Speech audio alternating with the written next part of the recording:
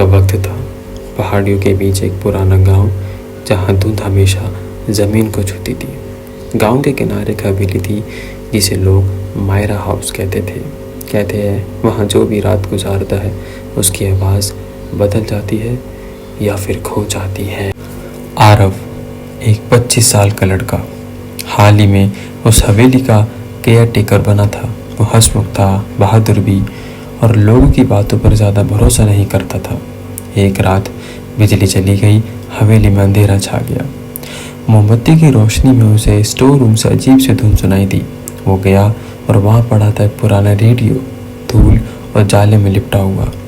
जैसे ही उसने उस रेडियो की कुंडी घुमाई, एक महिला की धीमी आवाज़ गूंजी, आरव तुम सुन सकते हो ना? वो चौंक गया।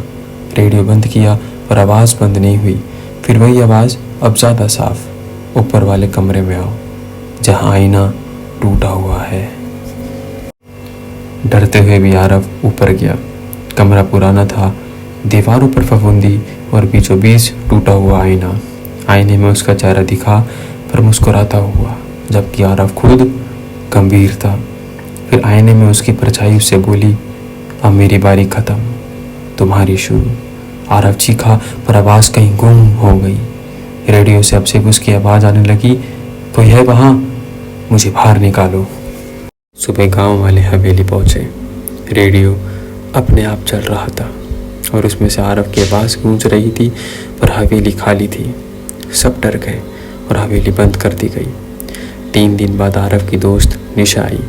वो जानती थी कि आरव अंधविश्वासों में नहीं मानता, तो उसने तय किया कि वो सच्चाई पता करेगी, और रात में वो अकेली हवेली में दाखिल हुई। दरवाज़ा खुला और रेडियो अपने आप चालू हो गया। निशा तुम आई हो? निशा काँप गई। आरव तुम कहाँ हो? आरव कहता है आईने के पीछे, लेकिन देखना मत वरना तुम भी यहाँ फंस जाओगी। उसने हिम्मत करके आईने की तरफ देखा। वहाँ आरव था और उसके पीछे एक महिला का साया, लंबे बालों से चेहरा ढका हुआ, मुस्कुराते हुए। भागो निशा, ये मायरा है, मैं जिंदा हूँ पर उसके संसार में फंस गया हूँ। निशा ने तुरंत आईना तोड़ दिया और आईना के टूटते ही हवेली में तेज हवा चली और सब कुछ सन्नाटा हो गया। जब गांव वाले सुबह हवेली पहुँचे, ना ही वहाँ निशा थी, ना रेडियो, ना आरव। सिर्फ दीवार पर खून से लिखा था, हर आवाज़ का एक दूसरा पहलू होता है। कुछ महीनों बाद हवेली की मरम्मत के दौरान मजदूरों को आईने के पीछे एक कमरा मिला, जहाँ पुरानी हड्डियाँ, फटे कपड़े और एक लड़की की तस्वीर थी। पीछे लिखा था मायरा, जो अपनी आवाज़ से लोगों को अमर बनाती थी।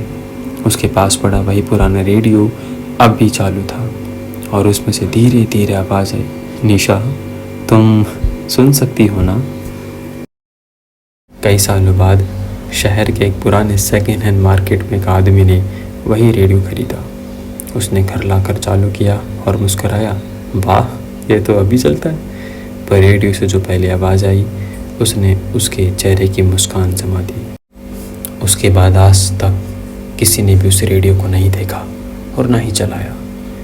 जो भी उस रेडियो के बारे में पूछता है तो हर इंसान ये कहता है, हर आवाज़ कुछ कहती है, बस सुनने वाला समझ नहीं पाता।